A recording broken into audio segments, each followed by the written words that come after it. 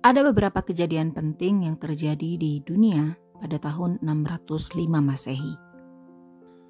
Kejadian yang pertama adalah pengambilan keputusan oleh Rasulullah SAW untuk menengahi perselisihan Quraisy, ihwal peletakan Hajar Aswad di Ka'bah.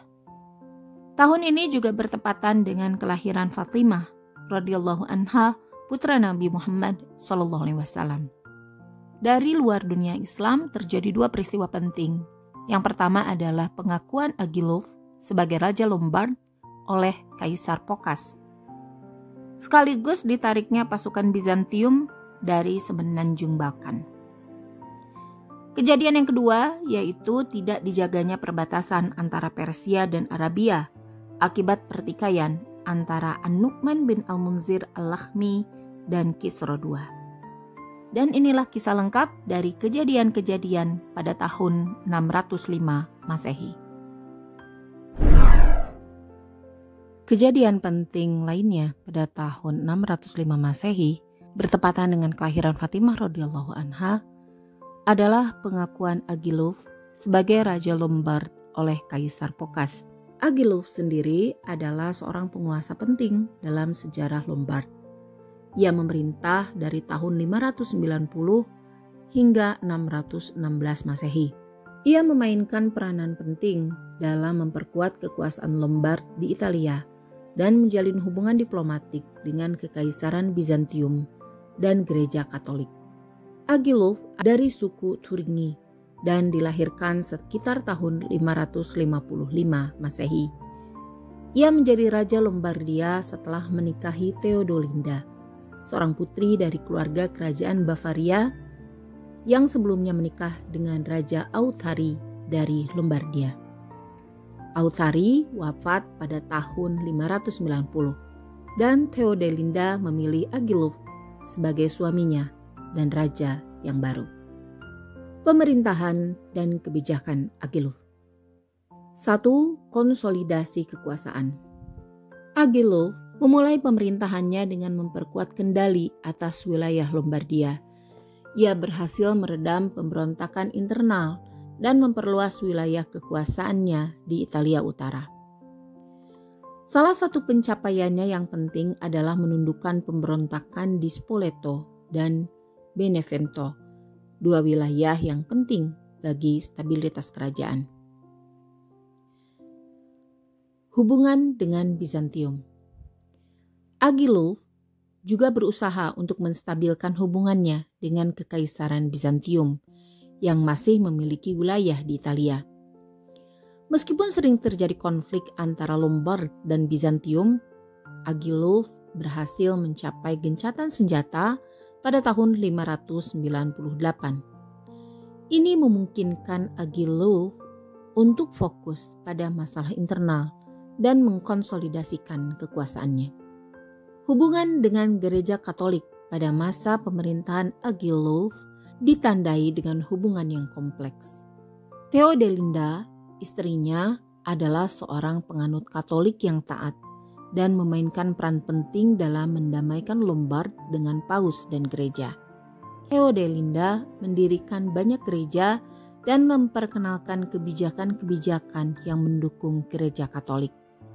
Pengaruhnya membantu mendorong konversi banyak Lombard dari Arianisme ke Katolik. Agilulf dan kebijakan dalam negeri. Agilulf dikenal sebagai seorang raja yang berusaha membangun infrastruktur dan mereformasi administrasi kerajaan. Ia mendorong pembangunan gereja dan biara yang membantu menyebarkan agama Katolik dan memperkuat pengaruhnya di antara rakyatnya. Sementara dalam bidang ekonomi, di bawah pemerintahan Agilulf, Lombardia mulai mencetak koin dengan namanya, yang merupakan tanda dari kemajuan ekonomi dan kestabilan politik. Ini juga menunjukkan bahwa kerajaan Lombardia semakin kuat dan mandiri dalam hal ekonomi. Agilulf sendiri wafat pada tahun 616 Masehi dan digantikan oleh putranya Adaloald. Pemerintahan Agilulf dikenang sebagai masa stabilitas dan kemajuan bagi Lombardia. Hubungan baiknya dengan Theodelinda serta kebijakan-kebijakannya yang bijaksana membantu mengokohkan Lombardia sebagai kekuatan dominan di Italia Utara. Peran Theodelinda sangat penting dalam pemerintahan Agilulf. Sebagai seorang Katolik yang taat, ia berpengaruh dalam mendekatkan Lombardia dengan gereja Katolik yang kemudian membantu mengurangi ketegangan antara Lombardia dan negara-negara Katolik lainnya di Eropa. Agilulf juga berhasil mencapai stabilitas di kerajaan yang sebelumnya terpecah belah oleh konflik internal dan eksternal. Kebijakannya dalam memperkuat otoritas kerajaan, memperbaiki hubungan dengan Kekaisaran Bizantium, dan mendukung gereja Katolik membantu menciptakan kedamaian dan kemakmuran bagi rakyatnya. Hingga pada tahun ini, yaitu tahun 605 Masehi, Agilulf juga diakui sebagai Raja Lombardia oleh Kaisar Phocas, juga menghasilkan penandatanganan perjanjian damai. Agilulf termasuk sebagai salah satu Raja Lombardia yang paling berpengaruh. Pemerintahannya ditandai oleh upaya-upaya untuk mengkonsolidasikan kekuasaan, memperbaiki hubungan diplomatik, dan mendukung perkembangan agama Katolik di Lombardia. Dengan bantuan istrinya, Theodelinda, ia berhasil membawa stabilitas dan kemakmuran bagi kerajaannya, meninggalkan warisan yang bertahan hingga lama setelah kematiannya. Kejadian penting terakhir yang bertepatan dengan kelahiran Fatimah radhiyallahu anha, putri dari Rasulullah SAW, adalah kejadian dari Persia. Pada tahun ini, atau tahun 605 Masehi, perbatasan antara Persia dan Arabia tidak dijaga. Ini akibat dari pertikaian antara An-Nu'man bin Al-Munzir Al-Lakhmi dan Kisra II. Pertikaian antara An-Nu'man III bin Al-Munzir Al-Lakhmi dan Kaisar Persia Khushru II atau Kisra II adalah salah satu peristiwa penting yang mempengaruhi sejarah Timur Tengah pada abad ke-6 dan ke-7 Masehi. Konflik ini membawa dampak besar, terutama terkait dengan keamanan perbatasan antara Kekaisaran Sasanid Persia dan wilayah Arabia. Sebenarnya, An-Nu'man III bin Al-Munzir merupakan klien dari Kekaisaran Sasanid. Dinasti Lakhmid memerintah kerajaan Al-Hirah yang terletak di wilayah yang sekarang menjadi Irak Selatan. Sebagai penguasa klien, dinasti Lakhmid memainkan peran penting sebagai penyangga antara Persia dan suku-suku Arab di Jazirah Arab. Mereka membantu menjaga stabilitas perbatasan dan menghalangi serangan-serangan dari suku-suku Arab ke wilayah Persia. Sementara Kisra II, atau dikenal juga dengan Khushru II atau Khushru Parviz, adalah salah satu kaisar terbesar dalam sejarah Persia. Ia memerintah dari tahun 590 hingga 628 Masehi. Ia dikenal karena upayanya memperluas kekuasaan Sasanid dan memperkuat administrasi dalam negeri. Lalu, dari mana awal pertikaian antara An-Nu'man III dan Kisra II?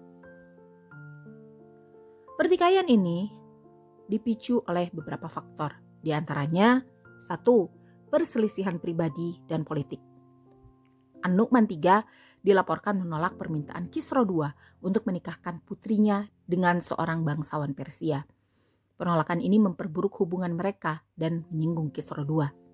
Ada juga yang melaporkan bahwa An-Nu'man III mungkin terlibat dalam konspirasi melawan Kisra II atau menunjukkan sikap yang tidak loyal terhadap Kekaisaran Sasanid.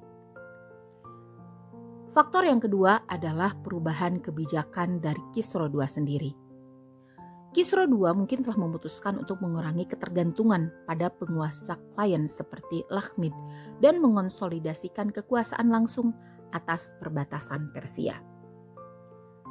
Lalu, apa dampak dari pertikaian ini? Pada tahun 602 Masehi, Kisra II memerintahkan penangkapan An-Nu'man III. An-Nu'man III ditangkap, dipenjarakan, dan kemudian dibunuh oleh otoritas Persia. Pembunuhan ini mengakhiri kekuasaan dinasti Lakhmid di Al-Hirah, dan wilayah tersebut diintegrasikan langsung ke dalam Kekaisaran Sasanid. Pertikaian ini juga menyebabkan ketidakstabilan perbatasan.